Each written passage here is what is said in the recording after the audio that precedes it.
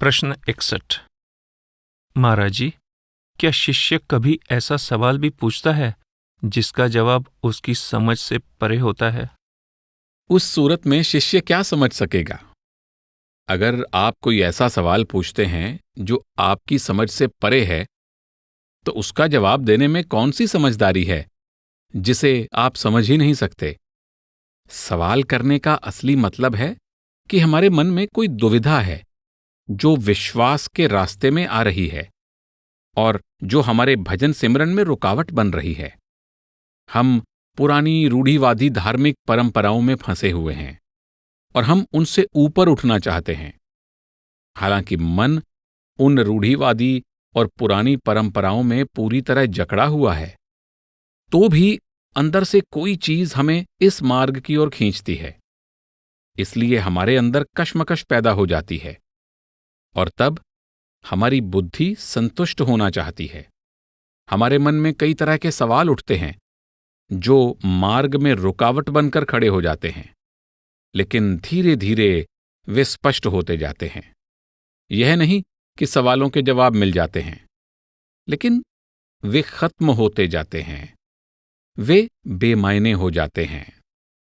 मैं देखता हूं कि कई लोग सवाल तो पूछते हैं, लेकिन जो जवाब उन्हें दिया जा रहा है उसे जानने में उनकी कोई दिलचस्पी नहीं होती।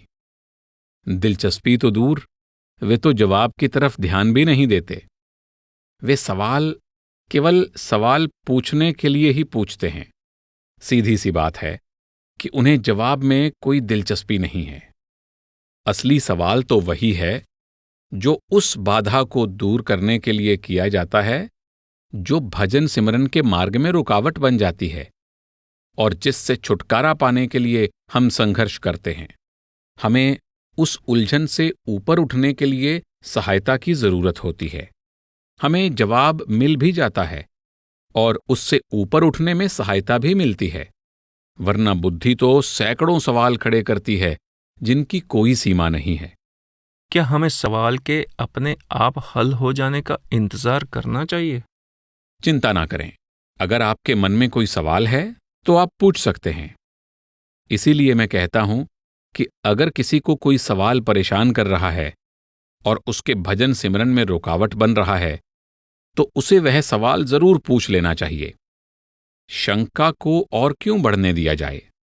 असल में विश्वास ही हमें अभ्यास करने की प्रेरणा देता है, और विश्वास तभी आता है जब बुद्धि की तसल्ली हो जाती है। इसलिए ये सवाल ज्यादातर हमारी बुद्धि की संतुष्टि के लिए ही होते हैं। आज के इस युग में हमने अपने ज्ञान को अधिक बढ़ा लिया है, इसीलिए हम समझने लगे हैं कि हम बुद्धिजीवी हैं। इसलिए हम अपनी बुद्धि को संतुष्ट करना चाहते हैं, वरना यह हर कदम पर रुकावट बन जाती है। इस तरह बुद्धि की तसल्ली ही आपके मन में विश्वास लाएगी, और यही विश्वास अभ्यास में आपकी सहायता करेगा। बुद्धि हमें कहीं नहीं पहुंचाएगी, मंजिल की ओर तो विश्वास ही ले जाएगा।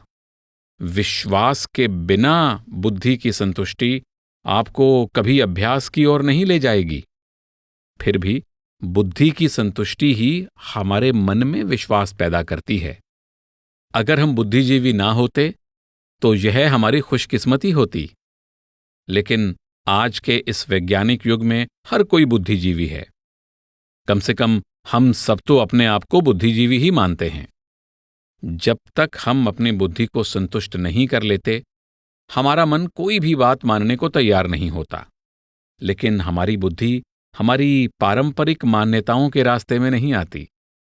मैंने कई वैज्ञानिक देखे हैं, मैंने उनके लेख पढ़े हैं। वे बाइबल के न्यू टेस्टामेंट में कही गई काल्पनिक बातों को स्वीकार कर लेते हैं, और ये सारी बातें उनके मन में कोई परेशानी पैदा नहीं करती, क्योंकि विज्ञान की गहरी जानकारी के बावजूद भी वे उस ज्ञान को अपने गहरे विश्वास में दखल नहीं देने देते, भले ही वे बातें कितनी ही परस्पर विरोधी क्यों न हों, क्योंकि जन्म से ही उनके मन पर विचारों के प्रभाव हैं। इसलिए वे उन सभी बातों को स्वीकार कर लेते हैं। वे कभी उनकी गहराई में जाने की कोशिश नहीं करते। न ही अपनी विज्ञान की जानकारी को इस जिंदगी में इस्तेमाल करते हैं। प्रश्न 62। क्या यह जरूरी है कि हम अपनी इस जिंदगी में संतमत की पुस्तकों का अध्ययन करके यह जान लें कि हमारी मृत्यु के समय हमारे साथ क्या होगा, या इसे सद्गुरु के ऊपर छोड़ देना ही काफी है, जो उस वक्त हमारी संभाल करेंगे? मेरे ख्याल में ये सभी पुस्तकें आमतौर पर हमारी बुद्धि को संतुष्ट करने के लिए ही होती हैं। खास बात तो अनुभव करना है। जब आप मार्ग पर होते हैं तो चाहे आपको कुछ ना बताया गया हो कि क्या होने वाला है, फिर भी आप खुद ही देख लेंगे कि आगे क्या होने वाला है। खुद को तैयार करने और यह याद करने के बजाय कि आप आगे क्या देखने वाले हैं, जो कुछ भी आपके सामने आता है आप उसे खुद ब खुद देख लेंगे। इन बातों की जानकारी से ज्यादा अहमियत अनुभव की है, और इन बातों की जानकारी सिर्फ बुद्धि की तसल्ली करने के लिए है, ताकि बुद्धि हमारे मार्ग में बाधा ना डाले और हमारी तरक्की में रुकावट ना खड़ी करे, हमारे विश्वास को ना हिला सके। ये सारी बातें सिर्फ बुद्धि की तसल्ली के लिए ही हैं। या तो हम इतने खुशकिस्मत होते कि हम में बुद्धि ही ना होती, जो कि आज के वैज्ञानिक युग में बहुत मुश्किल है। अगर हम में थोड़ी बहुत बुद्धि है तो हमें इसकी तसल्ली जरूर कर लेनी चाहिए, नहीं तो यह हमारे मार्ग में बाधा बन जाएगी। यह हमारे मन में कभी सच्चा विश्वास, सच्ची श्रद्धा नहीं आने देगी। अगर आप इसको संतुष्ट नहीं करेंगे तो यह हमेशा आपको डामाडोल करती रहेगी। बुद्धि आपको कहीं नहीं पहुंचाएगी, लेकिन बुद्धि की संतुष्टि आपके अंदर प्रेम, विश्वास, श्रद्धा, भक्ति और अभ्यास पैदा करेगी। ये विश्वास और अभ्यास ही आपको आपकी मंजिल की ओर ले जाएंगे। खुद बुद्धि नहीं, बल्कि बुद्धि की संतुष्टि आपको विश्वास दिलाकर अभ्यास के लिए प्रेरित करेगी। इसलिए अगर आप अपनी बुद्धि को एक तरफ रखकर विश्वास पैदा करने की कोशिश करेंगे तो आपका विश्वास जल्दी ही डगमगा जाएगा और आपके मन को अभ्यास से कभी खुशी नहीं मिलेगी, क्योंकि आप जो कर रहे हैं उसमें आपको पूरा यकीन नहीं है। लेकिन एक बार जब आप अपनी बुद्धि को संतुष्ट कर लेते हैं तो कोई भी आपको डामाडोल नहीं कर सकता। तब विश्वास अपने आप पैदा हो जाता है, और जब विश्वास आ जाता है तो अभ्यास भी अपने आप होने लगता है। प्रश्न 63। यदि किसी के मन में विश्वास नहीं है तो वह इसे कैसे हासिल कर सकता है? विश्वास तो सिर्फ उसकी दया मेहर से आता है। हम उसे हासिल नहीं कर सकते। हम सोच लेते हैं कि हमें विश्वास हो गया है, लेकिन असल में वह खुद ही हमारे अंदर कशिश पैदा करके हमें विश्वास बख्शता है। तभी हम उसकी भक्ति करना चाहते हैं और उसके बारे में सोचना शुरू करते हैं। जब वह हमें किसी खास मार्ग पर लाना चाहता है तो वह अंदर से ही हमारी बुद्धि को संतुष्ट करवाता है। बुद्धि की संतुष्टि से ही आपके मन में विश्वास आता है, और उसी विश्वास के सहारे आप अभ्यास करते हैं। बुद्धि की तसल्ली के बिना विश्वास पैदा नहीं हो सकता। आप अपनी बुद्धि को एक तरफ रखकर यह नहीं कह सकते कि मुझे पूरा विश्वास हो गया है।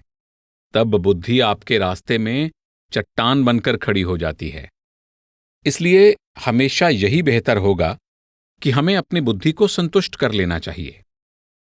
प्रश्न 64।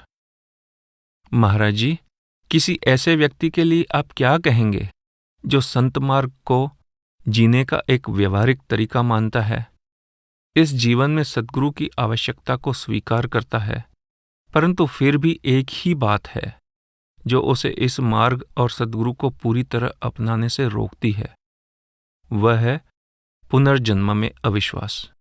ये लोग मृत्यु के बाद किसी भी प्रकार के रूहानी, मानसिक या किसी और तरह के अस्तित्व में विश्वास नहीं रखते। मेरी समझ में अगर वे संतमत पर चलते हैं और भजन सिमरन करते हैं तो इस तरह के अविश्वास से कोई फर्क नहीं पड़ेगा। केवल विश्वास करने से कुछ नहीं होता, हमें मार्ग पर चलना भी पड़ेगा। जब तक हम उस विश्वास के अनुसार नहीं चलते, उस विश्वास के अनुसार अपने जीवन को नहीं ढालते, तब तक केवल विश्वास हमें कहीं नहीं ले जा सकता। यह तो केवल बुद्धि की तसल्ली है। असल में हमें इसे अमल में लाना है, हमें भजन सिमरन करना है, वह ज्यादा जरूरी है। लेकिन लगता है कि वे इस मार्ग को अपनाना चाहते हैं। जिस व्यक्ति के बारे में मैं बात कर रहा हूं, उसे अभी नामदान नहीं मिला है, और फिर भी एक लड़की को बुद्धि के आधार पर विश्वास हो जाता है कि फलां व्यक्ति ही उसके लिए सही पति होगा। वह बहुत अच्छा व्यक्ति है, हर लिहाज से एक अच्छा पति साबित होगा। लेकिन जब तक वह उससे शादी नहीं करती, ऐसे विश्वास का क्या फायदा? शादी के बाद ही असली वैवाहिक जीवन शुरू होता है। भले ही हम इस मार्ग में पूरा विश्वास रखते हों, पर अगर हम उस पर अमल नहीं करते, उसको अभ्यास में नहीं लाते, तो वह विश्वास किस काम का? यह तो बस बुद्धि को संतुष्ट करना है और कुछ नहीं। और यह हमें कहीं नहीं ले जा सकता। उससे हमारे संस्कार बनते हैं और एक तरह से हमारी मदद भी हो जाती है। हो सकता है कि कभी अगले जन्म में हमें इससे सहायता भी मिले, वरना जब तक हम इस मार्ग पर चलेंगे नहीं, हम कभी कुछ हासिल नहीं कर पाएंगे। महाराज जी, अगर वह व्यक्ति आपके पास आए और कहे, मैं इस मार्ग पर विश्वास करना चाहता हूं, मैं नामदान लेना चाहता हूं, लेकिन मैं मृत्यु के बाद के किसी तरह के जीवन में विश्वास नहीं करता, तो आप उस व्यक्ति को क्या जवाब देंगे? जब मैं उसे जवाब दे दूंगा तो आपको भी बता दूंगा, क्योंकि अभी तक उसने मुझसे यह सवाल नहीं पूछा। संतमत की सारी पुस्तकों में ऐसे बहुत से जवाब हैं। जिज्ञासुओं के जो भी पत्र आते हैं, उनमें इसी तरह के सवाल होते हैं, और हम हर तरह से उनको संतुष्ट करने की कोशिश करते हैं। यह बुद्धि ही है जो अभी भी रास्ते में रुकावट बनकर खड़ी है, जो एक खास मत, खास विचारधारा से सहमत होना चाहती है। लेकिन मेरा अपना ख्याल है कि जब किसी का इस रास्ते को अपनाने का वक्त आ जाता है, जब उसके अंदर इस रास्ते पर आने की कशिश पैदा हो जाती है, तो इन सारे सवालों के जवाब अपने आप ही मिल जाते हैं। ये सारे सवाल अपने आप खत्म हो जाते हैं। फिर ऐसा लगता है कि आपको पूरी तरह से यकीन हो गया है। ये सारे सवाल आपके लिए बेमायने हो जाते हैं। इस तरह आप संत मार्ग पर आ जाते हैं।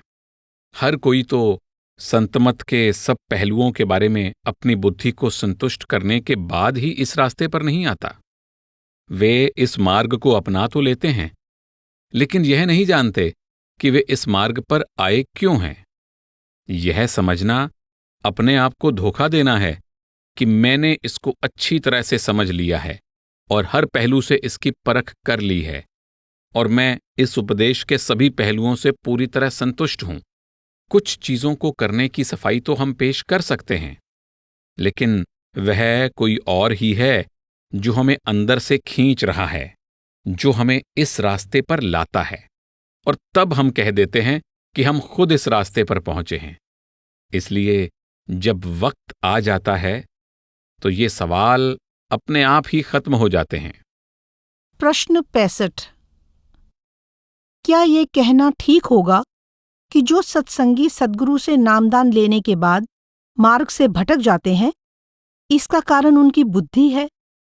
आमतौर पर लोग पुस्तकें पढ़ते हैं, वे एकदम नतीजे पर पहुंच जाते हैं और यह सोच लेते हैं कि उन्होंने इस मार्ग को समझ लिया है और इस पर चलने की कोशिश करते हैं। असल में उन्होंने गहरी खोज नहीं की होती, उन्होंने अपनी बुद्धि को संतुष्ट नहीं किया होता, उन्होंने अपनी बुद्धि और अवचेतन मन को संतुष्ट नहीं किया होता। इसलिए जब भी इसे मौका मिलता है, यही बुद्धि फिर से उनके रास्ते में बाधा बनकर खड़ी हो जाती है। इसलिए बेहतर यही है कि बुद्धि की तसल्ली कर ली जाए और इस मार्ग को समझने के लिए जितने समय की जरूरत हो इसके लिए उतना वक्त लगाया जाए। लेकिन एक बार जब हम अपनी बुद्धि की पूरी तसल्ली कर लेते हैं तो हमें बुद्धि की बिल्कुल परवाह नहीं करनी चाहिए। तब हमें किसी पुस्तक या किसी तरह के तर्क वितर्क की कोई जरूरत नहीं होती। तब हमें केवल अभ्यास और विश्वास की जरूरत होती है। प्रश्न 66। कल हमने प्रोफेसर साहब से सुना कि एक जीवित देहधारी सद्गुरु रोज ऊपर के रूहानी मंडलों में जाते हैं और वापस आ जाते हैं। अगर मैं अपने गैर सत्संगी मित्रों से ये कहता हूं और वे इस पर विश्वास भी कर लेते हैं, तो क्या कोई ऐसा सबूत है जिससे मैं उनके सामने उन मंडलों की सच्चाई साबित कर सकूं? मैं जानता हूं कि कुछ ऐसे सत्संगी हैं जिन्होंने इन मंडलों को देखा है। हम लोगों की सहायता संतमत का साहित्य देकर कर सकते हैं। उन्हें अपने मन की तसल्ली खुद करनी है। हमें उन्हें प्रभावित करने की या उन पर अपनी मान्यता या विचार थोपने की कोशिश नहीं करनी चाहिए। उसे अपनी खोज और छानबीन करने दें और अपना विश्वास पैदा करने दें। इससे उसका विश्वास ज्यादा पक्का होगा, बजाय इसके कि वह किसी दूसरे व्यक्ति का फैसला मान ले और उसी के आधार पर अपनी सोच बना ले। ये सारी पुस्तकें, सारी मीटिंगें, सारी चर्चाएं हमारे निजी विश्वास और खुद की छानबीन के लिए ही हैं। हमें दूसरे लोगों के फैसलों से प्रभावित कभी नहीं होना चाहिए। हमारे अपने अंदर पक्का विश्वास होना चाहिए कि यह मेरे लिए सही है। यह विश्वास अंदर से आना चाहिए। इन सब पुस्तकों को लिखने का मकसद केवल हमारी बुद्धि को संतुष्ट करना है। पुस्तकें आपको कुछ नहीं देंगी, वे केवल आपकी बुद्धि को संतुष्ट करेंगी ताकि आप विश्वास कर सकें और अभ्यास कर सकें। प्रश्न 67। महाराज जी, आपने एक बार कहा था कि संत मत इतना आसान है, आपको बस अपने दायरों को खोलना है। क्या आप हमें इस विषय में कुछ और बताएंगे? संतमत को समझना तो बहुत आसान है, लेकिन इस पर चलना बहुत मुश्किल है। यह बहुत सरल है, लेकिन कभी कभी हमारे लिए साधारण चीजों को सरल तरीके से समझना मुश्किल हो जाता है। हम बहुत बुद्धिजीवी हो गए हैं, खासकर आज के युग में। जब तक कोई किसी चीज को बौद्धिक रूप से प्रस्तुत नहीं करता, हम उस चीज को समझने की कोशिश ही नहीं करते। इसलिए हम सत्य को सहज रूप से स्वीकार नहीं करते जब तक कि उसे हमारे सामने बौद्धिक तरीके से पेश ना किया जाए। तब हमें बहुत खुशी होती है। तब हम संतुष्ट भी हो जाते हैं, क्योंकि उस तरीके से हमारी बुद्धि की तसल्ली हो जाती है। वरना संतमत को समझना बहुत आसान है। हमारे मन को समस्याएं खड़ी करने की, फिर उन्हें सुलझाने की और सुलझाकर संतुष्ट हो जाने की या ना सुलझा पाने पर हताश हो जाने की आदत है। मुझे यह समझ में नहीं आता कि पहले समस्याएं पैदा करने की जरूरत ही क्या है। हम पहले समस्याएं पैदा करते हैं और फिर उन्हें सुलझाने की कोशिश करते हैं या उनको हल करने की कोशिश करते हैं। हम सीधी बातों को सीधे तरीके से कभी लेते ही नहीं। 4 वायदे। प्रश्न 68। महाराज जी, अगर मैंने संतमत के उपदेश को ठीक से समझा है, तो मुझे ऐसा लगता है कि नामदान प्राप्त व्यक्ति का सबसे पहला फर्ज है सद्गुरु की रजा में रहना। मेरा मन कहता है कि सद्गुरु की रजा में रहने की कोशिश करनी चाहिए। क्या आप इस विषय पर कुछ कहेंगे? जिन उसूलों का दृढ़ता से पालन करते हुए हमें निज घर में अपना खजाना जमा करना है, उनमें सबसे पहली शर्त है सतगुरु की रजा में रहना। फिर बताई गई विधि के अनुसार रोज रोज अपना भजन सिमरन करना है। अगर आप इन 4 उसूलों पर अमल करते हैं तो बाकी सब चीजें अपने आप ही आपके अनुकूल हो जाएंगी।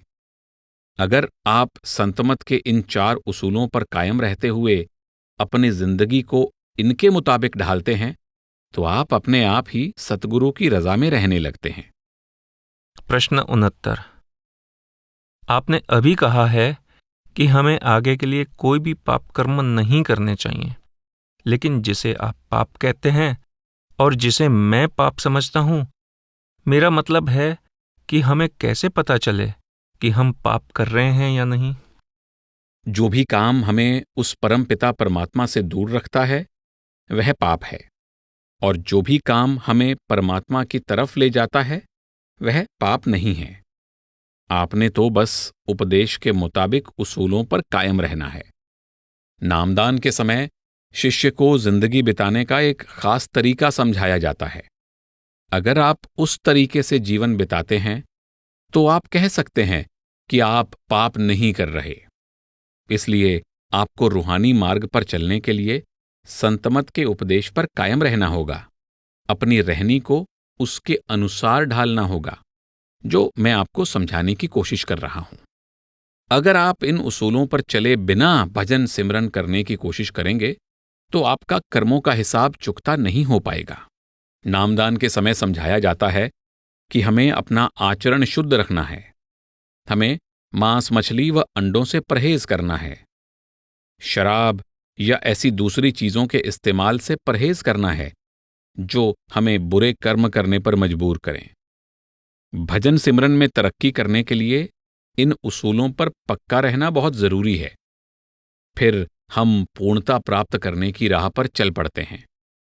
अगर हम इन उसूलों पर कायम नहीं रहते तो समझना चाहिए कि हम पूर्णता प्राप्त करने की राह पर नहीं हैं। प्रश्न 70। महाराज जी, कृपया क्या आप बताएंगे कि हमें जीवन में वैष्णव भोजन अपनाने, मांस, मछली, अंडे, शराब, नशीले पदार्थ, हिंसा और व्यभिचार से परहेज के अलावा और कौन-कौन से परहेज करने चाहिए? और कोई परहेज करने की जरूरत नहीं है।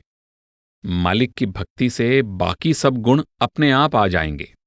अगर हम संतमत के उसूलों को अपने जीवन का हिस्सा बना लें तो हम मांस, मछली, अंडे और नशीली वस्तुओं से परहेज करने लगेंगे, शराब का सेवन नहीं करेंगे और शीलवान हो जाएंगे, और रोज नियत समय पर भजन सिमरन करेंगे। मैं समझता हूं कि यह सब करने से इंसानियत के बाकी सब गुण अपने आप हमारे अंदर उभर आते हैं, जैसे दूध पर मलाई। उन गुणों को विकसित करने के लिए आपको कोई कोशिश नहीं करनी पड़ती, क्योंकि वे अपने आप हमारे अंदर आ जाते हैं। हम मालिक के जितना नजदीक हो जाते हैं, हमारे मन में उसके लिए उतना ज्यादा भक्ति भाव पैदा हो जाता है और हमारे अंदर उतने ज्यादा गुण आ जाते हैं। बिना किसी कोशिश के वे हमारे स्वभाव का एक अंग बन जाते हैं। प्रश्न 71। महाराज जी, हम में से बहुत से लोगों के धर्म में 10 आदेश यानी 10 कमांडमेंट्स हैं। इनमें पहला आदेश ये है कि मैं तुम्हारा परमात्मा हूं, मैं एक हूं और तुम मेरी कोई मूर्ति आदि नहीं बनाओगे। मैं इस आदेश का किसी दूसरी भाषा से अनुवाद करके आपको बता रहा हूं। आप शायद इसको दूसरे शब्दों में जानते होंगे, लेकिन मैं आपसे यह पूछना चाहता हूं कि क्या आप इन 10 आदेशों को मानते हैं? क्या आप इन आदेशों से परिचित हैं? ये सब जाने माने सिद्धांत या नियम हैं कि हमें क्या करना चाहिए और क्या नहीं करना चाहिए। लेकिन जब हमारे अंदर परमात्मा के प्रति प्रेम तथा भक्ति की भावना पैदा हो जाती है, तब हम खुद ही इन नियमों का पालन करने लग जाते हैं। अंतर में परमात्मा के प्रति प्रेम तथा भक्ति की भावना पैदा हो जाने पर ये सभी सद्गुण हमारे अंदर उसी तरह आ जाते हैं जिस तरह दूध पर मलाई। उस अवस्था में हमें अपने मन को यह हुक्म देने की जरूरत नहीं पड़ती कि तुझे हिंसा नहीं करनी चाहिए, तुझे यह बुरा काम नहीं करना चाहिए, तुझे झूठ नहीं बोलना चाहिए, क्योंकि जब हम संतमत पर चलते हैं तो ये सब चीजें अपने आप हमारी जिंदगी का हिस्सा बन जाती हैं। लेकिन बहुत से ऐसे लोग हैं जिन्हें इन सब बातों का ज्ञान नहीं है। क्या उन लोगों के लिए शुरू में ये बातें जानना बहुत जरूरी है? हाँ, इन्हें जानना अच्छा है। ये सब बातें हमें रूहानी मार्ग की ओर जाने में सहायता करती हैं। ये सब वैसे ही जरूरी हैं जैसे किसी बर्तन में कुछ डालने से पहले उसकी सफाई करना। यह जरूरी है कि किसी बर्तन में कुछ रखने से पहले उसे साफ कर लिया जाए। इसलिए अगर हम केवल 10 आदेशों का पालन ही करते रहें और उस मार्ग पर ना चलें, तो साफ किया हुआ बर्तन खाली ही पड़ा रह जाएगा। हमें उनका पालन करना है और उस मार्ग पर चलना है। उस मार्ग पर चलने से हम अपने आप उन 10 आदेशों का पालन भी करने लगते हैं। पर ये आदेश किसने दिए? संत ही ऐसे आदेश देते हैं। वे ही हमें ये सब कुछ बताते हैं। हमारी तो ये मान्यता है कि खुद परमात्मा ने ये आदेश दिए। परमात्मा ने ही संतों को भेजा है। परमात्मा ने खुद कभी इस दुनिया में आकर ग्रंथ पोथियां नहीं लिखी। ये ग्रंथ पोथियां किसी न किसी को तो लिखनी ही थीं। संतों के द्वारा जो कुछ भी हमें मिलता है वह परमात्मा से ही आता है। बाइबल में हजरत ईसा ने इस बात का साफ इशारा दिया है जब उन्होंने कहा, अगर तुमने मुझे देखा है तो तुमने परमपिता को भी देखा है। मैं परमपिता का दर्शन कर चुका हूं, इसलिए तुमने भी मेरे माध्यम से उसके दर्शन कर लिए हैं। उन्होंने यह भी इशारा किया है कि मैं जो कुछ भी तुमसे कह रहा हूं वह परमपिता चाहता है कि मैं तुमसे कहूं, क्योंकि मैं अपने आप कुछ नहीं करता। मेरे अंदर विराजमान परमपिता ही सब कुछ करता है। बाइबल में हजरत ईसा ने खोलकर समझाया है, मैं जो कुछ भी आपको देने की कोशिश कर रहा हूं वह मेरा अपना नहीं है, बल्कि वह परमपिता से आया है। परमात्मा हमें अपने आदेश इसी तरह भेजता है। वह अपने आदेश संतों के द्वारा भेजता है जो उसका दर्शन कर चुके हैं, उसमें विलीन हो गए हैं और उसकी मौज को जानते हैं। परमात्मा ने ही ये आदेश हमें दिए हैं। जो कुछ भी वह देना चाहता है संत सतगुरुओं के द्वारा ही देता है। वह हमेशा अपना उपदेश किसी इंसान के द्वारा, अपने ही साकार रूप द्वारा देता है। मैं जानना चाहता हूं कि आपको इस पर शक क्यों है कि ये आदेश परमात्मा ने दिए हैं? नहीं, मुझे कोई शक नहीं है। मैं तो कहता हूं कि संतों के सभी उपदेश परमात्मा के ही उपदेश हैं जो संतों के जरिए आए हैं। 10 आदेश भी संतों के ही आदेश हैं। इसलिए जो भी संतों के उपदेश हैं वे परमात्मा के दिए हुए हैं और संतों के जरिए आए हैं। बाइबल में ओल्ड टेस्टामेंट में लिखा है कि परमात्मा ने ये 10 आदेश हजरत मूसा को दिए थे ताकि वे इनके द्वारा उस समय की आदिम जातियों के लोगों को सही रास्ते पर कायम रख सकें। इस तरह ये आदेश हमारे पास हजरत मूसा के द्वारा आए हैं। ये हमारे लिए हजरत मूसा को दिए गए थे, इसलिए ये हमें उनसे ही प्राप्त हुए हैं। मैं भी यही बात कहने की कोशिश कर रहा हूं। परमात्मा के सभी संदेश संतों के माध्यम से ही हमारे पास आते हैं। शाकाहारी भोजन। प्रश्न 72। जब कोई व्यक्ति इन 10 आदेशों यानी 10 कमांडमेंट्स का पालन करता है और वह अच्छे और बुरे सभी लोगों का भला करता है, फिर उसे मांस से परहेज रखने के लिए क्यों कहा जाता है? मैं इस बारे में आपको खोलकर बताता हूं। जो कुछ भी आप इस दुनिया में देख रहे हैं, इसको तत्वों के आधार पर 5 श्रेणियों में बांटा जा सकता है। ये 5 तत्व पृथ्वी, पानी, अग्नि, वायु और आकाश हैं। इंसान का शरीर इन 5 तत्वों से बना है, लेकिन आत्मा जो परमात्मा की अंश है इसे जीवन देती है। क्योंकि इंसान के शरीर में ये 5 तत्व मौजूद हैं, इसलिए इंसान को सृष्टि का सिरमौर कहा जाता है। पहली श्रेणी वनस्पति की है, जिसमें केवल जल का तत्व ही सक्रिय होता है। दूसरी श्रेणी जमीन के अंदर रहने वाले कीड़ों और रेंगने वाले जीवों की है, जिनमें अग्नि और पृथ्वी ये 2 तत्व सक्रिय रहते हैं। जमीन के ऊपर रहने वाले कीड़े मकोड़ों में अग्नि और वायु तत्व प्रधान होते हैं। तीसरी श्रेणी पक्षियों की है, जिसमें जल, अग्नि और वायु ये 3 तत्व सक्रिय होते हैं। चौथी श्रेणी 4 पैरों वाले जानवरों जैसे गाय, भैंस, घोड़ा आदि की है। उनमें आकाश तत्व यानी भले बुरे के विवेक की पहचान करने वाले तत्व को छोड़कर बाकी चारों तत्व सक्रिय होते हैं। मनुष्य 5वीं श्रेणी में है, जो सबसे ऊंची श्रेणी है, क्योंकि इसमें 5 तत्व सक्रिय होते हैं। हमारी महसूस करने की ताकत सक्रिय तत्वों की संख्या और उनके सक्रियता के स्तर पर निर्भर करती है। मिसाल के तौर पर, अगर आप पड़ोसिन के बगीचे से फूल तोड़ लें तो आपको कोई सजा नहीं मिलेगी। वह अपना गुस्सा प्रकट करेगी या गाली देगी या आपसे बस नाराज हो जाएगी। अगर आप उसकी मुर्गी मार दें तो हो सकता है कि वह आपके खिलाफ मुकदमा दायर कर दे और आपको जुर्माना हो जाए। अगर आप उसके घोड़े को मार दें तो आपको कैद की सजा हो सकती है। पर अगर आप किसी इंसान की हत्या कर दें तो आपको फांसी या किसी और प्रकार का मृत्युदंड मिल सकता है। हालांकि इस दुनिया में बेजान चीजों को खाकर कोई नहीं जी सकता। जिंदा रहने के लिए दूसरे जीवों पर निर्भर रहना ही पड़ता है। हम पत्थर खाकर तो जिंदा नहीं रह सकते, न ही केवल पानी पीकर या सांस लेकर जी सकते हैं। इसलिए संत उपदेश देते हैं कि संसार में रहते हुए हमें कर्मों का कम से कम बोझ इकट्ठा करना चाहिए। और इसीलिए वे यह राय देते हैं कि फलों, सब्जियों आदि पर गुजारा करो।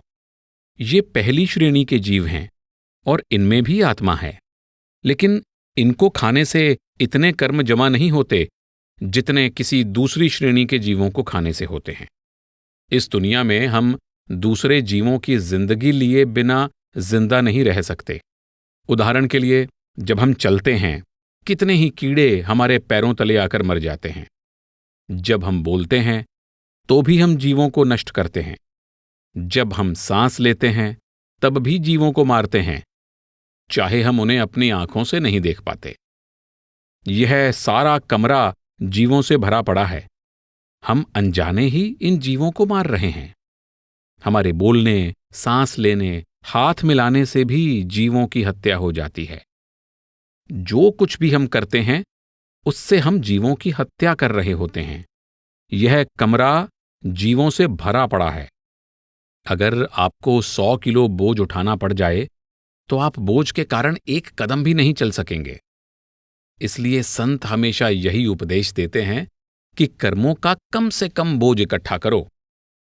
इसका मतलब है कि जिंदा रहने के लिए हम दूसरे जीव जंतुओं पर निर्भर हैं, पर फल और सब्जियां आदि खाने से कर्मों का कम से कम बोझ इकट्ठा होगा। ये कर्म 1-2 दिन के भजन से नष्ट हो सकते हैं। इसलिए हमें इन्हीं पर गुजारा करना चाहिए। अगर एक तरफ तो हम भजन सिमरन करते हैं और दूसरी तरफ रोज जीव हत्या करते हैं तो हम आगे नहीं बढ़ सकते। जहां से शुरू करते हैं वहीं रह जाते हैं। कर्मों का जो बोझ हम पर लदा हुआ है उससे छुटकारा कैसे हो? संत हमें उपदेश देते हैं कि जो कर्म हम इकट्ठे कर चुके हैं उनको भजन सिमरन के द्वारा नष्ट करें और आगे के लिए ऐसे कर्म इकट्ठे ना करें। तभी हम वापस जाकर परमात्मा से मिलाप कर सकेंगे। इसीलिए हमारा शाकाहारी होना जरूरी है। प्रश्न 73। महाराज जी, क्या आप शाकाहारी बनने की सलाह देते हैं? मेरे सलाह देने या ना देने का सवाल नहीं है। यह जरूरी शर्त है। इसे पूरा किए बिना रूहानी तरक्की हो ही नहीं सकती। अगर आपने केवल कमीज पहन रखी है तो आप भाग सकते हैं, पर अगर आपको भारी बोझ उठाने के लिए दे दिया जाए तो आप एक कदम भी नहीं चल सकते। इस संसार में जीव दूसरे जीवों पर ही जिंदा रह सकता है। इसलिए संत कहते हैं कि हमें केवल एक तत्व वाले जीव यानी वनस्पति पर ही गुजारा करना चाहिए। हमें इस दुनिया में कम से कम बोझ उठाना चाहिए, जो हल्की कमीज पहनने के समान है, जिससे परेशानी नहीं होगी, बोझ महसूस नहीं होगा। जीव हत्या करके, मांस खाकर कर्मों का इतना भारी बोझ इकट्ठा नहीं करना चाहिए जिसके नीचे हम दब जाएं और रूहानी तरक्की ना कर पाएं। यह बात कभी नहीं भूलनी चाहिए कि जो मारता है वह मारा जाता है। हजरत ईसा कहते हैं, अपने पड़ोसी से प्यार करो। सब जीव हमारे पड़ोसी हैं। जिस दुनिया में हम रह रहे हैं, यहां सब हमारे पड़ोसी हैं। सारी सृष्टि हमारी पड़ोसी है। जब आप किसी से प्यार करते हैं तो उसकी हत्या नहीं करते, और जब हम सारी सृष्टि से प्यार करते हैं तो हम न तो जानबूझकर किसी को मार सकते हैं और न ही हमारा दिल अपनी खातिर किसी दूसरे के जरिए किसी की हत्या करवाने की बात सोच सकता है।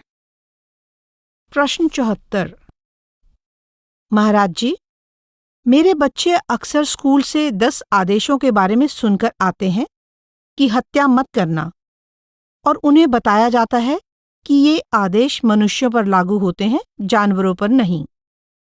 और यह भी कि बाइबल में हजरत मूसा ने कहा है कि आप कौन सा मांस खा सकते हैं। मैं उन्हें इस बात को संत मत के दृष्टिकोण से किस प्रकार समझा सकती हूँ? बात तो बहुत सीधी है। हत्या मत करना। यह कहाँ लिखा है कि जानवरों की या मनुष्यों की?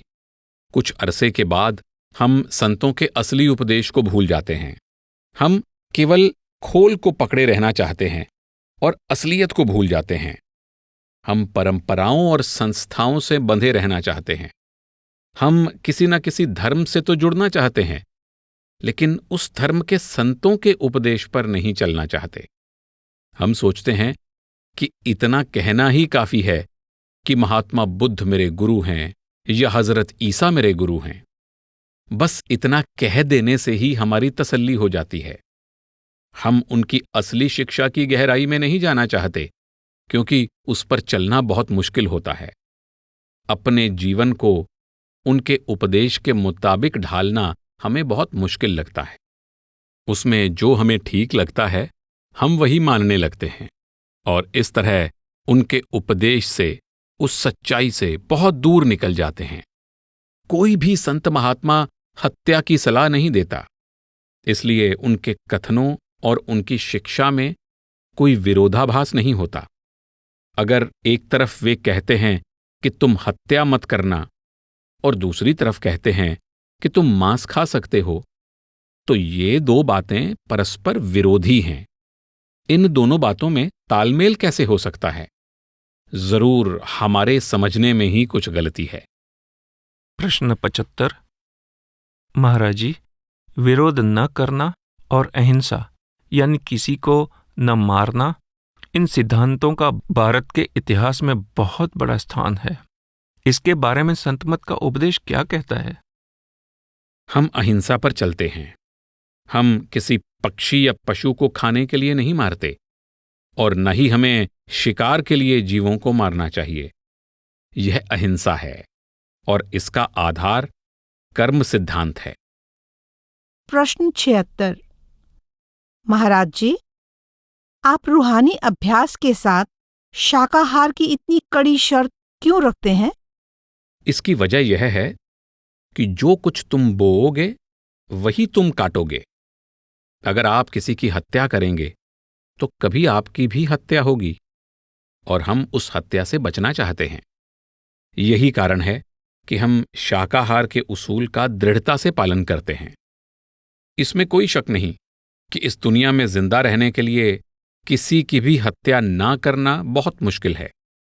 जब हम चलते हैं, सांस लेते हैं, बातें करते हैं या पानी पीते हैं, तो हम अनेक जीवों की हत्या करते हैं। चूंकि सारा संसार जीवों से भरा हुआ है, हम इस संसार में हिंसा किए बिना जीवित नहीं रह सकते। हर एक जीव हत्या की सजा होती है, पर हत्या की सजा का दर्जा अलग अलग होता है। इसलिए संत समझाते हैं कि इस संसार में हमारे कुछ भी खाने से जीव हत्या होती है, जिसकी कोई ना कोई सजा भी होती है। इसलिए जब तक हम शरीर में हैं, हमें कर्मों का कम से कम बोझ इकट्ठा करना चाहिए। अगर आपने शरीर पर सिर्फ एक कमीज पहन रखी हो तो आप दौड़ सकते हैं, आपको उसका बोझ महसूस नहीं होता। लेकिन अगर आपके सिर पर 50 किलो का बोझ हो तो आपको चलने में भी मुश्किल होगी। इसलिए मनुष्य देह में बैठकर कर्मों का कम से कम बोझ इकट्ठा करना चाहिए। इस प्रकार हम कर्मों का जो बोझ इकट्ठा करते हैं उसे भजन सिमरन के जरिए आसानी से खत्म किया जा सकता है। अगर हम भजन सिमरन को पूरा समय देते हैं तो चलते फिरते, बातचीत करते हुए या फल सब्जियां खाते हुए जीव हत्या का जो भी बोझ होता है उसका अपने आप भुगतान होता रहता है। लेकिन अगर कर्मों का बोझ उतना ही बना रहे तो हम जन्म मरण के चक्कर से कैसे बच सकते हैं? अगर हम एक तरफ तो भजन सिमरन करने की कोशिश करते हैं और दूसरी तरफ दिन रात जीव हत्या करते जा रहे हैं तो हमारे कर्मों का हिसाब वैसा ही बना रहता है। इस तरह हम संसार के बंधनों में बंधे ही रहते हैं।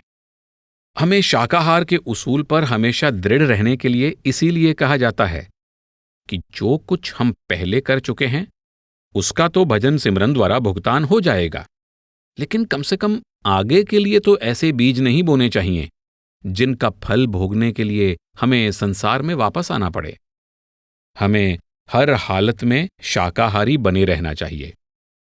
इस दुनिया में जिंदा रहने के लिए कुछ ना कुछ खाना ही पड़ता है। हम रेत और पत्थर जैसी बेजान चीजों पर तो जिंदा नहीं रह सकते। केवल जीव ही जीव का आहार हो सकते हैं।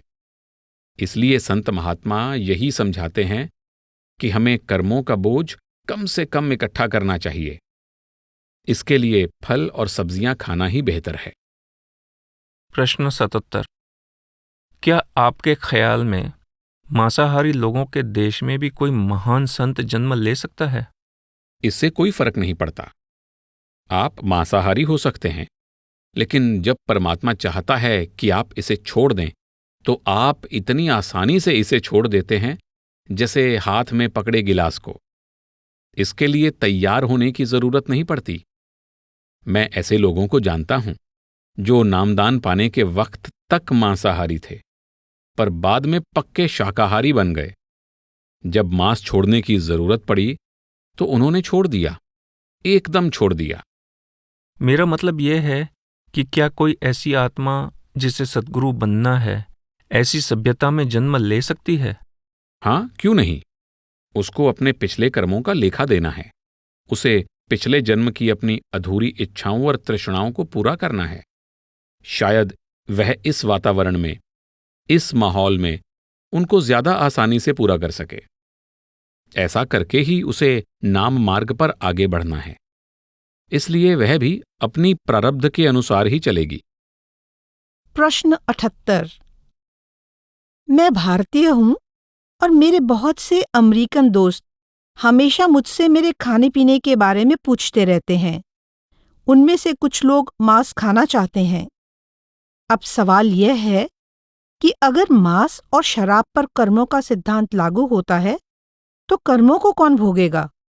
जानवर को मारने वाला या उसका मांस खाने वाला? दोनों ही। अगर खाने वाला ना हो तो मारने वाला भी नहीं रहेगा। जब किसी चीज की मांग होती है तो उसका बंदोबस्त भी किया जाता है। खाने वाले ने मांग की और मारने वाले ने उसकी मांग पूरी की। इसलिए दोनों ही जिम्मेदार हैं। वे शाकाहार अपनाने की कोशिश करते हैं और अचानक 2 दिन में ही बीमार हो जाते हैं। वे अपनी मानसिक धारणाओं के कारण ही मांस रहित भोजन नहीं खा पाते। आपको उन्हें धीरे धीरे मांस छोड़ने की सलाह देनी चाहिए, न कि एकदम छोड़ने की। सत्संग में ऐसे कई लोग हैं, जिनमें से कुछ यहां पर मौजूद हैं, जो बेहिसाब मांस खाते थे, पर शाकाहार अपनाने के बाद वे शायद पहले से ज्यादा तंदुरुस्त हैं। यह सब आदत की बात है। मैं नहीं समझता कि मांसाहारी व्यक्ति ज्यादा तंदुरुस्त होते हैं, और न ही मांसाहार छोड़ने से कोई बीमार हो जाता है। प्रश्न 79। मान ले एक मरीज महिला जो सारा जीवन शाकाहारी रही है, बीमार है।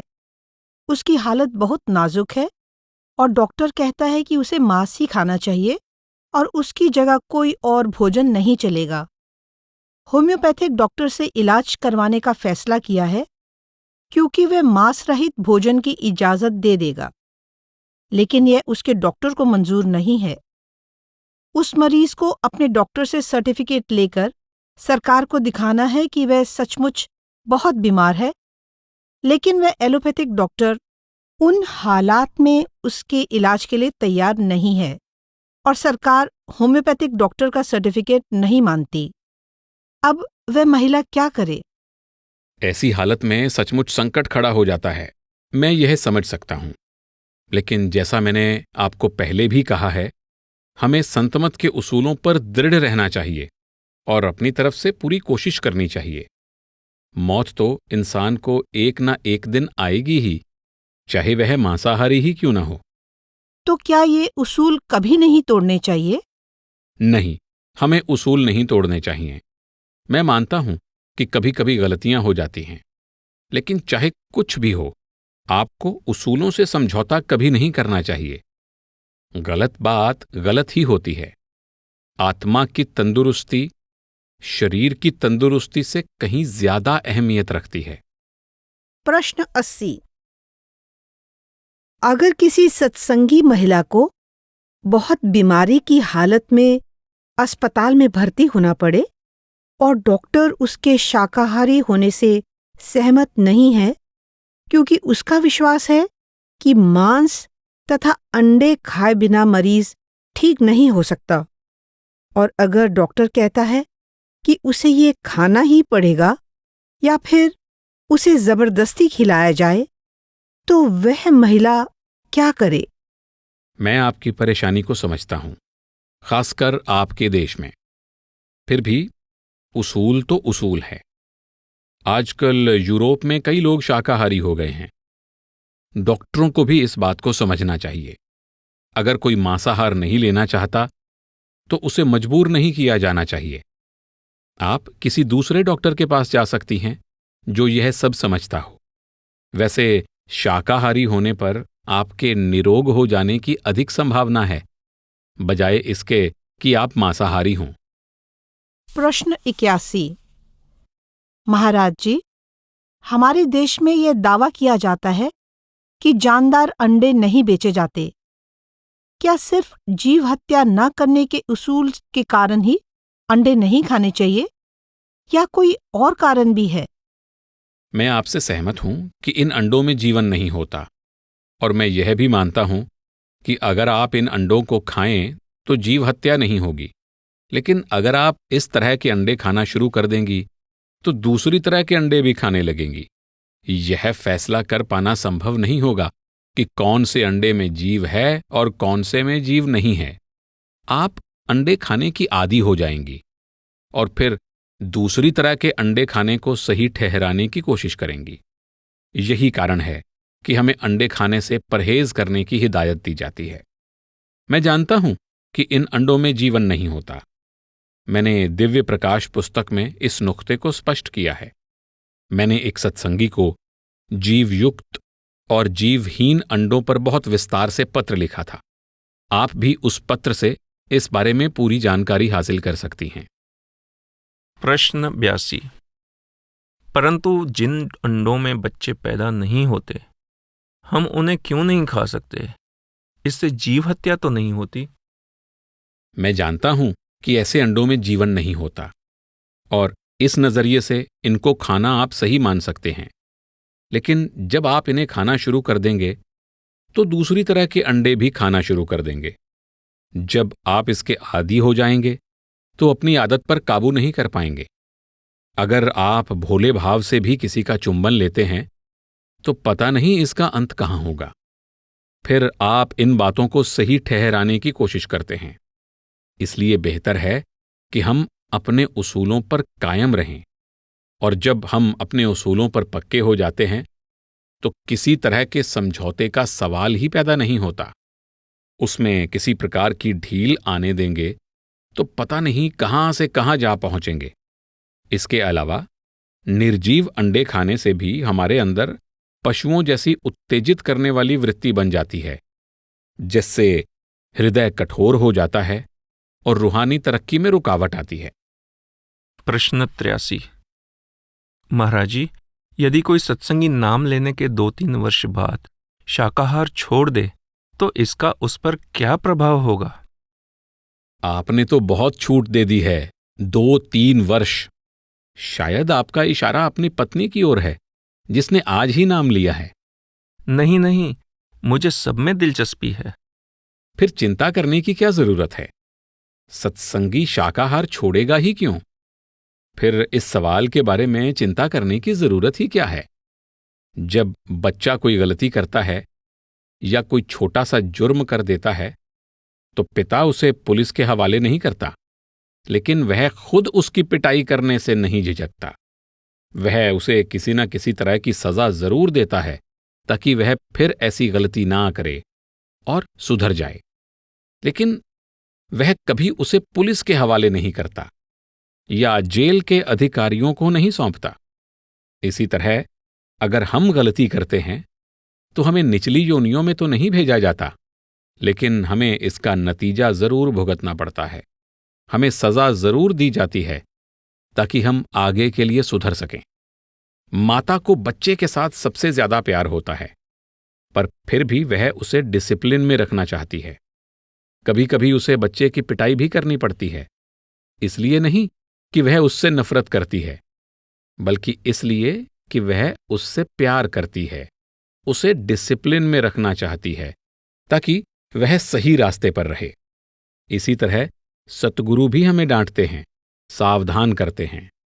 जो कर्म हम करते हैं उनका नतीजा हमें भुगतना पड़ता है, लेकिन हमारी भलाई के लिए उनका प्रेम भरा हाथ हमारी संभाल भी करता रहता है। प्रश्न 84। अगर किसी महिला का पति सत्संगी नहीं है और मांस खाता है, मगर वह नाम लेना चाहती है और मांस नहीं खाना चाहती, तो उसे क्या करना चाहिए? उसे चाहिए कि खुद मांस ना खाए, लेकिन पति को खाने दे। पति के मांस खाने से क्या पत्नी पर कर्मों का भार नहीं चढ़ेगा? वह पति को मांस छोड़ने के लिए मजबूर कैसे कर सकती है? उसे खुद मांस नहीं खाना चाहिए। पति अगर खाता है तो खाए। क्या वह उसके लिए मांस खरीदकर पका सकती है? हाँ, वह पति के लिए मांस खरीदकर पका सकती है। उसे अपना फर्ज निभाना है, लेकिन उसे खुद मांस नहीं खाना चाहिए। मैं नहीं चाहता कि पति और पत्नी के बीच इस बात को लेकर कोई झगड़ा पैदा हो, लेकिन जरूरी बात तो यह है कि सत्संगी को खुद कभी भी मांस नहीं खाना चाहिए। अगर सत्संगी को किसी मांसाहारी मेहमान के लिए कभी मजबूरन मांस बनाना पड़े तो कोई हर्ज नहीं, पर यह जरूरी है कि शिष्य खुद मांस ना खाए। यही मुख्य बात है। प्रश्न 85। क्या आप ऐसे रोजगार की इजाजत देंगे जिसमें दूसरों के लिए मांस पकाने या परोसने की मजबूरी हो? मैं इस परेशानी को जानता हूं, खासकर उन सत्संगियों की जिनके जीवन साथी सत्संगी नहीं हैं। लेकिन मैं कभी नहीं चाहता कि संतमत के उपदेश की वजह से किसी परिवार में मनमुटाव पैदा हो। इसलिए अगर किसी सत्संगी पत्नी या पति को अपने जीवन साथी के लिए मांस पकाना पड़ता है तो कोई हर्ज नहीं है, लेकिन सत्संगियों को खुद किसी हालत में भी मांस नहीं खाना चाहिए। हमें अपने उसूलों पर दृढ़ रहना चाहिए। लेकिन अगर आपका साथी आपसे मांस पकाने की जिद करे तो मेरा ख्याल है कि आपको उसकी बात मान लेनी चाहिए। प्रश्न 86। क्या ऐसा रेस्टोरेंट चलाने में कोई खराबी है जिसमें मांस, मछली या शराब की बिक्री की जाती है? जहां तक हो सके ऐसी चीजों के धंधे से दूर रहना चाहिए। प्रश्न 87। कभी कभी परिवारों में बड़े मुश्किल हालात पैदा हो जाते हैं। माँ बाप या दूसरे बुजुर्ग और कई निकट संबंधी मिलने के लिए घर आते हैं। हमारी कोशिश होती है कि उन्हें मांस न खिलाया जाए, लेकिन कभी कभी उनके नाराज हो जाने का डर रहता है। अगर कभी ऐसी मजबूरी हो जाए तो खिला दें, लेकिन आपको किसी भी हालत में खुद मांस नहीं खाना चाहिए। प्रश्न 88। अगर हमारे लिए काम करने वाले व्यक्ति मांस खाने के आदी हों तो उनका क्या करें? आप उन्हें उनकी तनख्वाह दें, फिर वे अपने लिए मांस खरीदने और पकाने के लिए खुद जिम्मेदार होंगे। अगर मैं उन्हें पैसे दूं और उनसे वे अपने लिए मांस खरीद लेते हैं, तो क्या यह सही है? आप उन्हें तनख्वाह देते हैं, फिर वे उसे कहाँ खर्च करते हैं और कैसे खर्च करते हैं, यह जानने की आपको जरूरत नहीं है। आप इसके लिए जिम्मेदार नहीं हैं। आपको तो सिर्फ उन्हें तनख्वाह देनी है। प्रश्न 89। महाराज जी, अगर किसी सत्संगी का कोई मेहमान उसके घर में या बाहर कहीं होटल आदि में मांस खाना चाहता है, तो सत्संगी की क्या जिम्मेदारी है? आप हालात के मुताबिक जो हो सके वही करें। कई बार हम ऐसी मुश्किलों में फंस जाते हैं जिनमें से हमें निकलना लगभग नामुमकिन हो जाता है। हम उसके लिए इंतजाम तो कर देते हैं, लेकिन ऐसा करके खुश नहीं होते। तब हम चाहते हैं कि ऐसे मौके ही ना आएं जिनमें कुछ ऐसा करना पड़ जाए जो हमें बुरा लगता है। जब हम खुद ऐसी चीजें नहीं खाते या पीते जो रूहानी तरक्की के लिए नुकसानदेह हैं, तो कोई वजह नहीं कि हम ये चीजें दूसरों के आगे रखें। ऐसा करके हम अंदर से खुश नहीं रह सकते। अगर आप ऐसा करने पर अंदर से खुश नहीं हैं, तो एक वक्त आ जाएगा जब आप अपनी पसंद के खिलाफ कुछ भी करने से इनकार कर देंगे। आप उस मौके से बचना चाहेंगे। तो क्या यह बेहतर होगा कि हम ये समझौता ना ही करें? अगर ऐसा करने से मन में अपराध की भावना पैदा होती हो, तो आपको ऐसा नहीं करना चाहिए।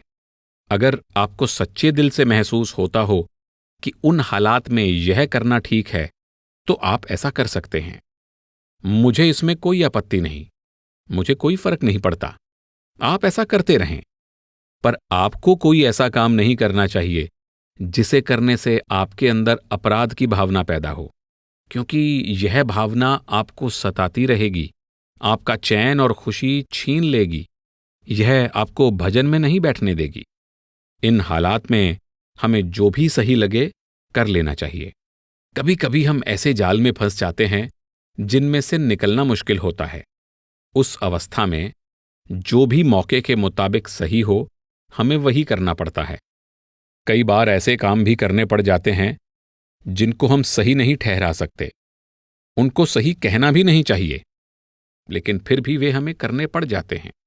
जो भी हो, हर हालत में कर्मों का विधान तो अपना काम करेगा ही।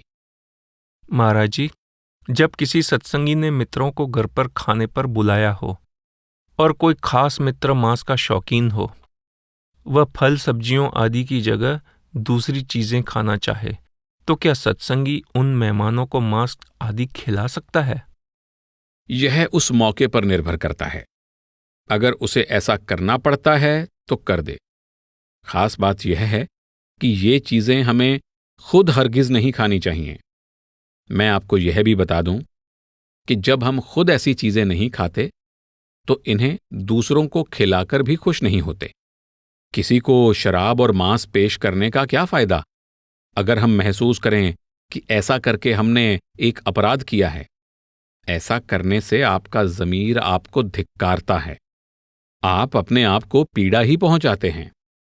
आप अंदर ही अंदर दुखी रहते हैं, और हो सकता है कि धीरे धीरे आप खुद भी ऐसी चीजें खाने लग जाएं। आप ऐसे माहौल में, ऐसी संगति में खुश नहीं रह सकते।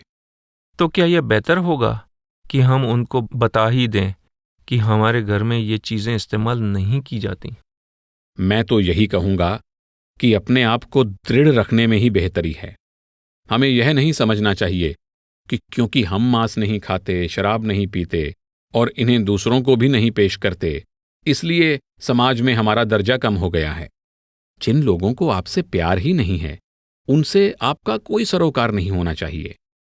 उनकी चिंता नहीं करनी चाहिए। जिनको आप में दिलचस्पी है, वे आपके उसूलों और भावनाओं का आदर करेंगे।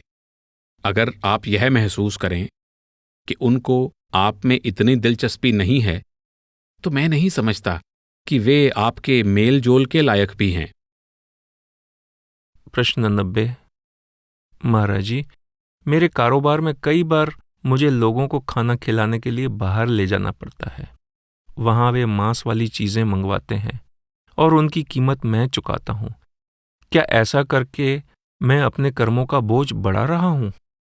अगर आप इसका स्पष्ट जवाब जानना चाहते हैं, तो हां, आप ऐसा ही कर रहे हैं। हम इसको नजरअंदाज नहीं कर सकते। हम एक मांग पैदा करते हैं जिसे पूरा करने का बंदोबस्त किया जाता है, और इस तरह हम जरिया बन जाते हैं। उसमें हम भी शामिल हो रहे हैं, लेकिन यह सब हालात पर निर्भर करता है। अगर कोई इन हालात से बच सकता है तो यही बेहतर होगा।